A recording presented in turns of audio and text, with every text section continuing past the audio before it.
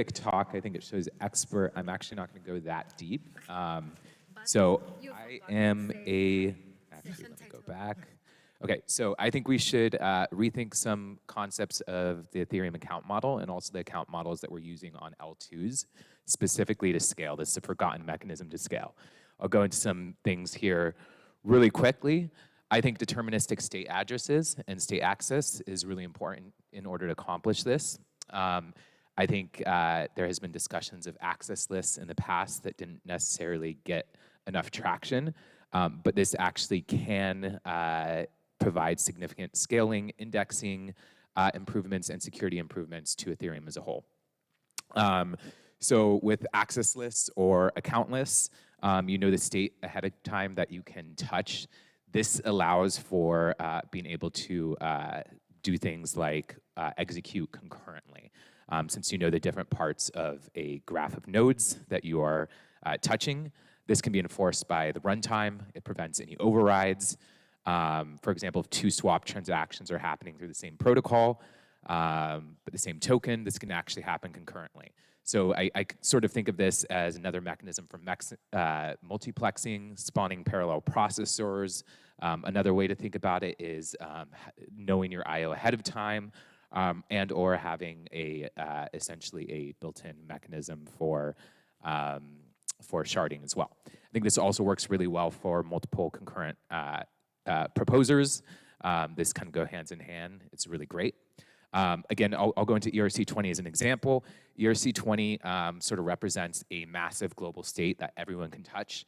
And anytime anyone touches it, this sort of creates a global lock on the system.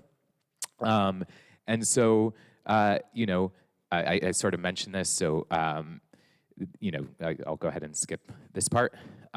So this is like, I got this silly graph here, but you can see there's different parts that are being touched. And in this case, you could split this up into 3 different concurrent processing or execution, which can actually make things really interesting. From the security side, this is really helpful as well. I think security and the data side, like once we're indexing and once we get things to scale and get really, really fast, these are things we think about. We don't think about this a lot currently. In the Ethereum ecosystem, I think there's maybe some exceptions, TJ's here.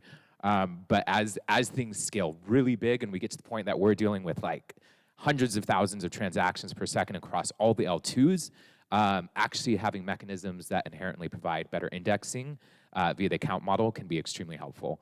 But again, approved pattern on ERC20s, I'm just giving specific concrete examples. Obviously, we all know it's a disaster. You don't know ahead of time when you look at the shape of a transaction. You don't know what accounts will end up being touched. You don't know where the funds can end up being spent. You don't have a deterministic way to know what reads or writes are going to happen. If you know this ahead of time, then this actually prevents a lot of safeguards that you have to do on the contract layer. And this is what I call an account-centric model. I think we've seen this in some of the concepts of like Move ecosystem. I think SVM has done this. There's been some experimentation with other models as well. And varying parts of them are interesting. So this also helps for things like memory programmatic ownership patterns, memory ownership patterns across different levels of the stack when we're calling between different contracts. So yeah, so also it's really fast at the pre-processing level from a security perspective. I think what's gonna happen is we're gonna have a lot of wallets that are going to look at the fingerprint of a transaction ahead of time and let you know without processing on chain or simulating on chain what are sort of security aspects that could be vulnerabilities. And so this actually makes this really clean. This is where you can have like a easily readable format of what your transaction's about to do. Yeah, that's sort of the thing. I'm all for state access lists. Again, I'd love to see this come back and have this as part of mechanisms to make things run concurrently on Ethereum and the L2s and scale that. That's all. Any questions? Okay, thank you all. Do you have questions? Okay, I saw your hand, so. That was good. So yeah, I have this question. Like, there was a paper published maybe last year about like access list by some people at Zurich, and the outcome of the paper is essentially the discount is not high enough. Many people who are using access list are misusing it. Many clients are implementing it incorrectly, and so on and so forth. So, what steps concretely we should take to solve those problems? Increasing discount or what?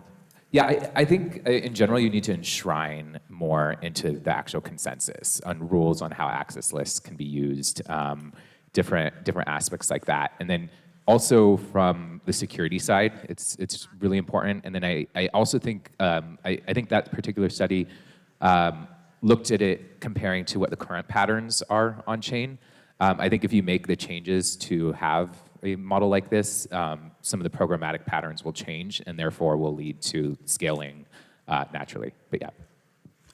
Next question? Okay.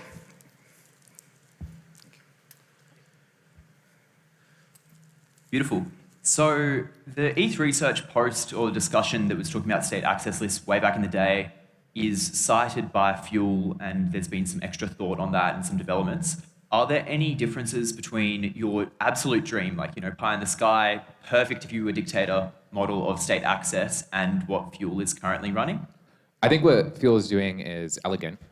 So I think it follows a more account-centric model. It's like sort of like a UTXO model is the way that I see it. And with UTXO style models, you have better determinism around accounts, and it's much easier to see what you're going to touch ahead of time and what you won't. So I think with regards to Ethereum, it'll never go to that extreme.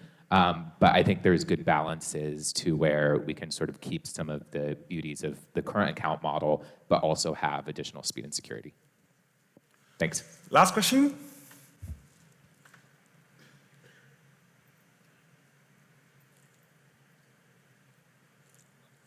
Okay.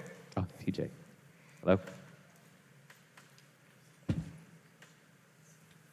Can you just define these lists, and then how do you calculate this list prior to the transaction happening? I never understood that. How do you, oh, okay.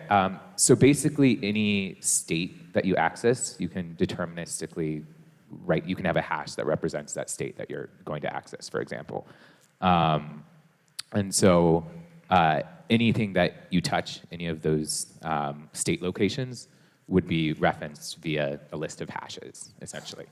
That's one mechanism to do it. There's a bunch of different, but yeah. How do you know that without running the transaction? So you have to, how do you, sorry? How do you get that without running the transaction first? Yeah, so the user would run the transaction ahead of time, right? Or may run the transaction ahead of time before they form that. And then it's enforced in the consensus protocol, if that makes sense. So that means people who are listening for transactions that are coming in, wallets that are trying to validate the security of a transaction, things like that, know that these are the things that are going to be touched, and there's no like bit flip that might happen that might suddenly have it touch like 10 other accounts that could end up siphoning funds or do some type of bridge attack mechanism, if that makes sense. Okay. Thank you so much. Let's talk later. Thank you so much, guys. Let's give a hand of applause for Wells. And thank you for your amazing questions. Like I said, it's going to be interesting this morning. Our next speaker is